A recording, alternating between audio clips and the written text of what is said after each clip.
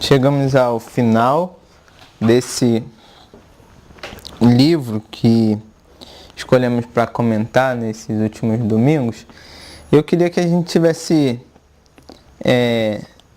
refletindo desse caminho. A gente cantou sobre a cruz que temos que levar, sobre o sangue, sobre a nossa falta de fé, na participação especial da minha querida esposa. E pela manhã nós finalizamos dizendo que Deus nos chama ao combate.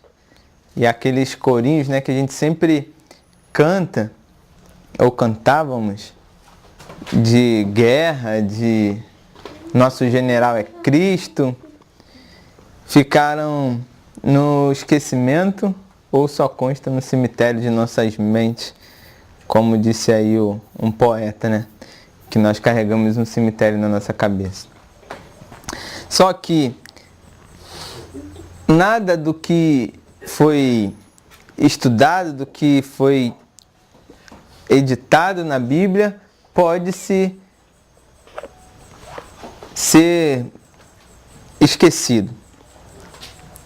É interessante que o livro de Esther, em momento nenhum, ele vai citar o nome de Deus.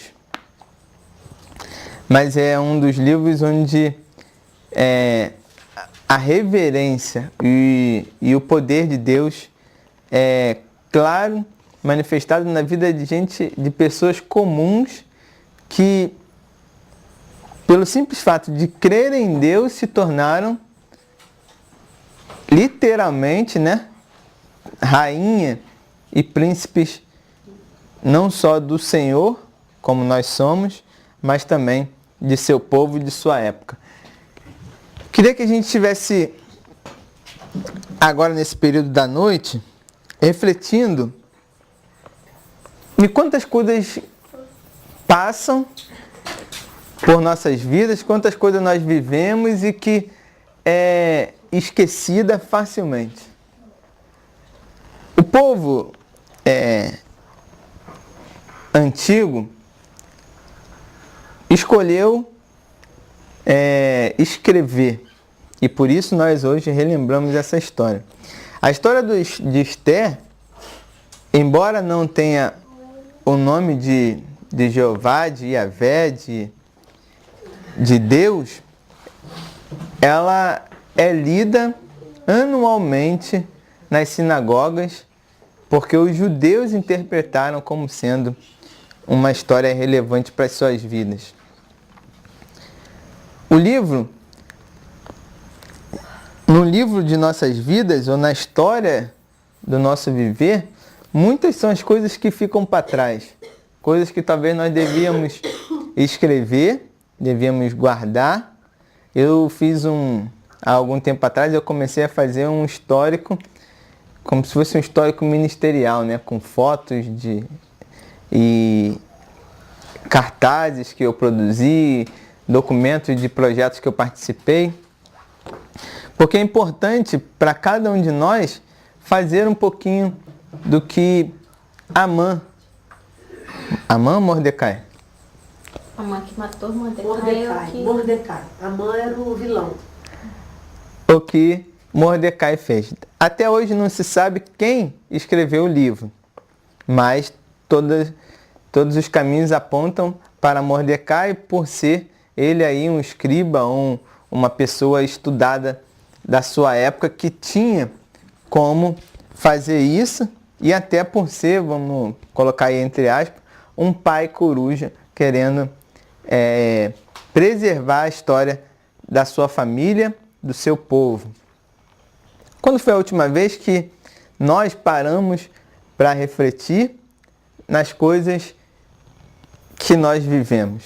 Como nosso casamento, como uma viagem, como um presente, como o chamado de Deus para o ID, como um chamado de Deus para começar um trabalho como esse aqui, ou para fazer parte do seu rebanho. Precisamos trazer à memória as coisas que nos traz esperança, diz a palavra de Deus. E isso só faremos se nós documentarmos, se nós nos esforçarmos para lembrar o que aconteceu. É interessante que há documentos, e eu estou com a carta aqui, que que foi escrita depois desse finalzinho do livro aí, por Mordecai, já com a autenticação do rei, como sendo a carta oficial histórica, que diz mais ou menos assim, e isso consta nos escritos lá nos documentos do reino, né? Cópia da carta desconhecida do texto hebraico que o rei Artaxerxes, ou Assuero, enviou a todas as províncias do reinado em favor dos judeus. Diz assim: eis a cópia da carta. Assuero, o grande rei, aos 127 satrapas, aos governadores das províncias, desde a Índia até a Etiópia, e a todos os que dirigem nossos negócios, saudações. Há muitos que, cumulados de honra pela grande bondade de seus benfeitores, tornaram-se arrogantes, não somente de se darem a oprimir nossos súditos, mas incapazes de contentar com as honras recebidas. Urdiram, maquinaram contra aqueles que os tinham beneficiado. E não contentes de banir no meio dos homens o sentimento de gratidão, chegaram até a imaginar na inchação fustosa de uma sorte inesperada poder escapar da justa vingança do Deus que tudo vê. Muitas vezes, as insinuações dos encarregados de administrar os interesses de seus amigos arrastaram a calamidades irremediáveis os que detêm o poder e os tornaram cúmplices da morte de inocentes. Abusando por uma mentira, malícia, da simplicidade e da probidade das províncias. Descreviam difíceis, né? Ou eu que tenho dificuldade de ler.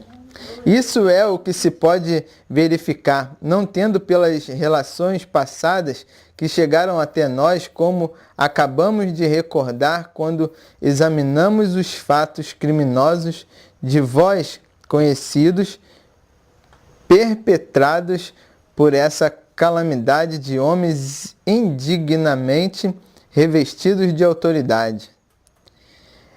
Não tem nada a ver com os nossos dias, né? Nada. Em consequência disso, é necessário vigiar para assegurar no futuro para todas as tranquilidades e paz do reino, realizando mudanças e julgando prudentemente os acontecimentos que se apresentam para enfrentá-los sempre com equidade.